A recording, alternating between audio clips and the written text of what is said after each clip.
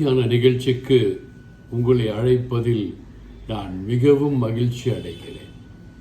இன்று நாம் பார்க்க போகும் தேவ செய்தி, நான் உன்னை அதிசயங்களை காண செய்ய போகிறேன்.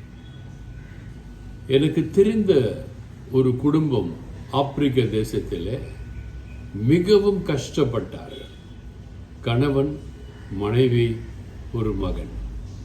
கஷ்டம்னா கஷ்டம், அவ்வளோ கஷ்டம்.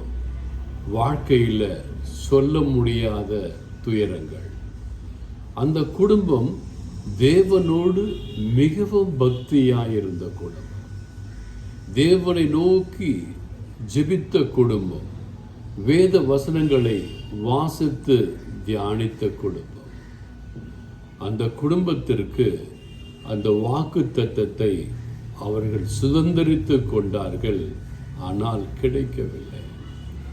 அவர்கள் ஒரு நாள் வழக்கம் போல அந்த சுரங்கத்திற்கு சென்று நோண்டிக் கொண்டே இருக்கிறார்கள்.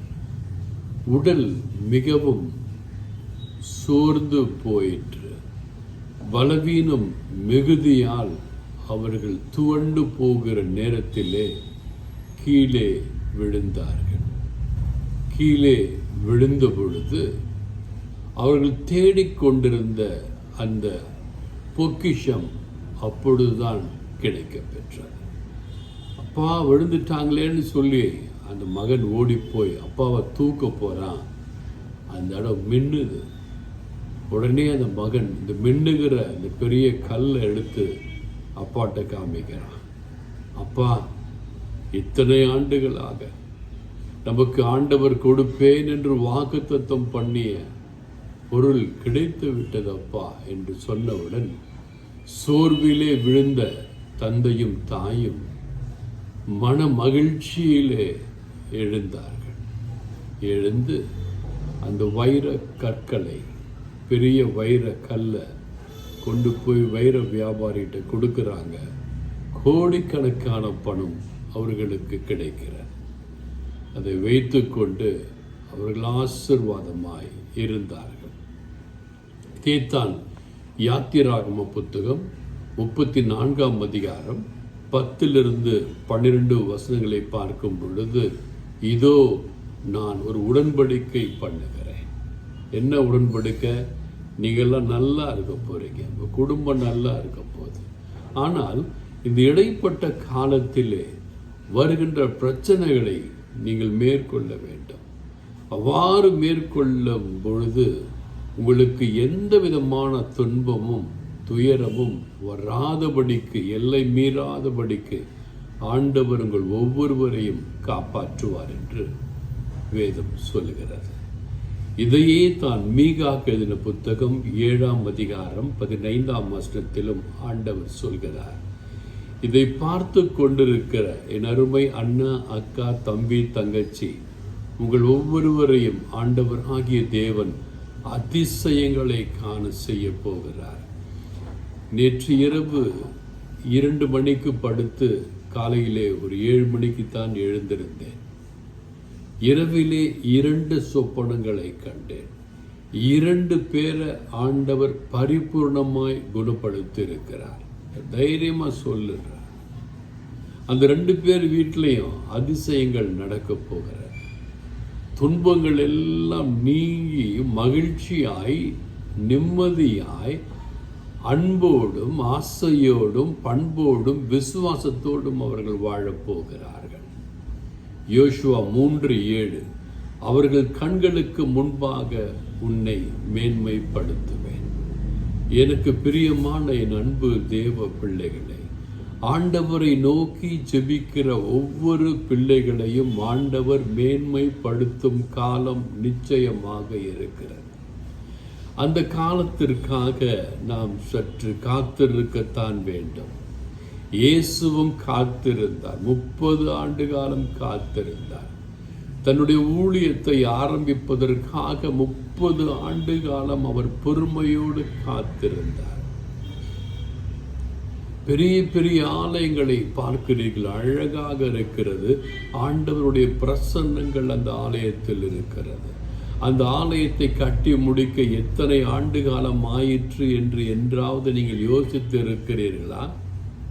அதே போன்று உங்கள் வாழ்க்கையில் உள்ள எல்லா பிரச்சனைகளையும் என் ஆண்டவர் ஆகிய இயேசு கிறிஸ்து தவிடுபொடியாக்கி உங்களை எவ்வாறு அந்த ஆலயம் அலங்கரிக்கப்பட்டு நிமிர்ந்து நிற்கிறதோ அதே போன்று உங்களையும் ஆண்டவர் அலங்கரித்து நிமிர்ந்து நிற்க செய்ய போகிறார். இதை பார்த்துக்கிட்டு இருக்க நிறைய பேருக்கு நான் சொல்றேன், விசுவாசத்தோடு இருங்க, ஜபத்தோடு இருங்க, பாவத்தை விட்டு இருங்க, பரிசுத்தமாயிருங்க. என்ன நடந்தாலும் எது நடந்தாலும் ஆண்டவராக இயேசுவை சுதித்து கொண்டே இருங்கள். நீங்கள் அதிசயங்களை காணப்போகிறீர்கள். உங்கள் வாழ்க்கையிலே அதிசயங்கள், உங்கள் வீட்டிலே அதிசயங்கள், உங்கள் பிள்ளைகளுக்கு அதிசயங்கள் நடக்கப் போகிறது. இன்னும் ஒரு செய்தியை சொல்லுகிறேன். ஒரு தகப்பனுக்கு 3 மகள் பிள்ளைகள், 3 பெண் பிள்ளைகள் இருக்கிறார்கள். அந்த தகப்பன் 3 பெண் பிள்ளைகளை வைத்து கொண்டு நான் என்ன செய்வேன் என்று கஷ்டப்பட்டு கொண்டிருக்கிறார் மனதளவில். அந்த தகப்பனை பார்த்து தேவன் சொல்லுகிற வசனம், நீ கலங்காதே, திகையாதே, நீ என்னோடு நித்தமும் விசுவாசமாய் இருப்பாயேயானால், என் வார்த்தைக்கு மதிப்பு கொடுப்பாயேயானால், என் வார்த்தையை பேசுகிறவரிடத்திலே அன்பாயிருந்து மதிப்பு கொடுப்பாயேயானால் உன்னை அதிசயங்களை காண செய்ய போகிறேன் என்று தேவன் சொல்லுகிறார்.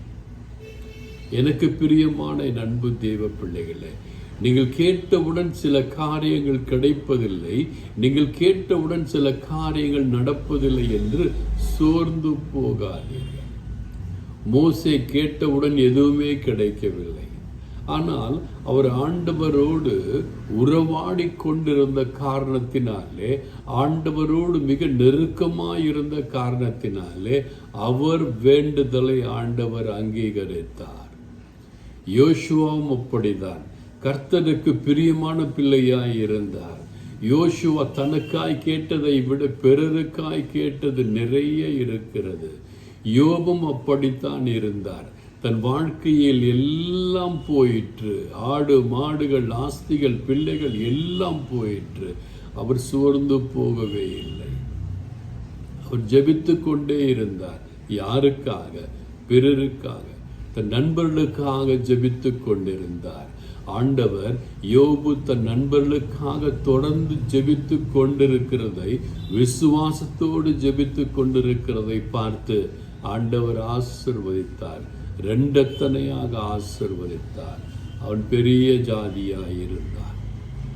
இறந்த ஆடுகள் 2 மடங்காய் கொடுக்கப்பட்டன. இறந்த எருதுகள் 2 மடங்காய் கொடுக்கப்பட்டன. இறந்த ஒட்டகங்கள் 2 மடங்காய் கொடுக்கப்பட்டன. அவன் இருந்த எல்லா செல்வங்களும் 2 கொடுக்கப்பட்டன. ஒருவேளை நீங்கள் செல்வங்களை இழந்து தவித்துக் கொண்டிருக்கலாம். ஒருவேளை நீங்கள் கடன் தொல்லையிலே கஷ்டப்பட்டு கொண்டிருக்கலாம். ஒருவேளை பிள்ளை இல்லாமல் கஷ்டப்பட்டு கொண்டிருக்கலாம். ஒருவேளை திருமணம் ஆகவில்லை என்று கஷ்டப்பட்டு கொண்டிருக்கலாம். ஒருவேளை உடல் நலம் குன்றி நீங்கள் கஷ்டப்பட்டு கொண்டிருக்கலாம்.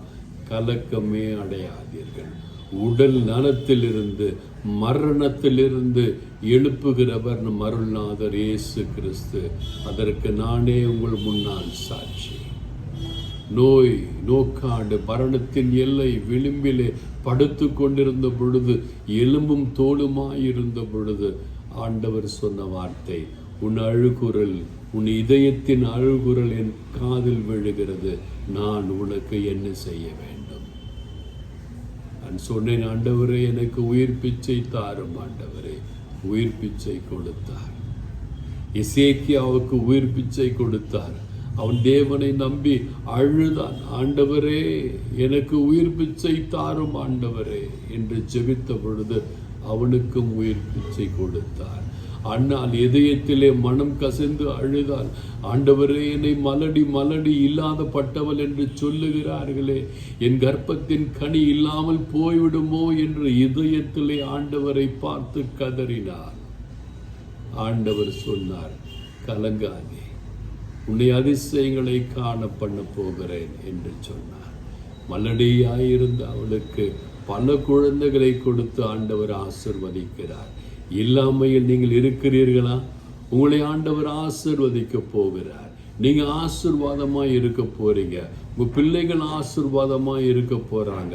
உங்க பேர பிள்ளைகள் ஆசீர்வாதமாய் இருக்க போறாங்க. சொன்ன ஒவ்வொரு வசனத்தையும் படித்து பாருங்கள். யாத்திராகம புத்தகம் 34 அதிகாரம் 10 12 வசனங்கள் உங்களுக்காக கொடுக்கப்பட்டன. மீகாவின் புத்தகம் 7 அதிகாரம் 15 வசனம் உங்களுக்காக கொடுக்கப்பட்டன. யோசுவாவின் புத்தகம் 3 அதிகாரம் 7 வசனம் உங்களுக்காக கொடுக்கப்பட்டன. உங்கள் நோய்கள் நீங்குகிறது, உங்கள் சாபங்கள் சந்தோஷமாய் மாறுகிறது. இயேசுவோடு இருப்பீர்களேயானால் இயேசுவை பிடித்து கொள்ளுங்கள். அவர் இந்த அதிசயங்களை உங்களுக்கும் செய்ய போகிறார். God bless you all. Remain blessed. நீங்க நல்லா இருப்பீங்க. உங்க குடும்பம் நல்லா இருக்கும். உங்க பிள்ளைகள் நல்லா இருப்பாங்க. உங்க பேர பிள்ளைகள் நல்லா இருப்பாங்க.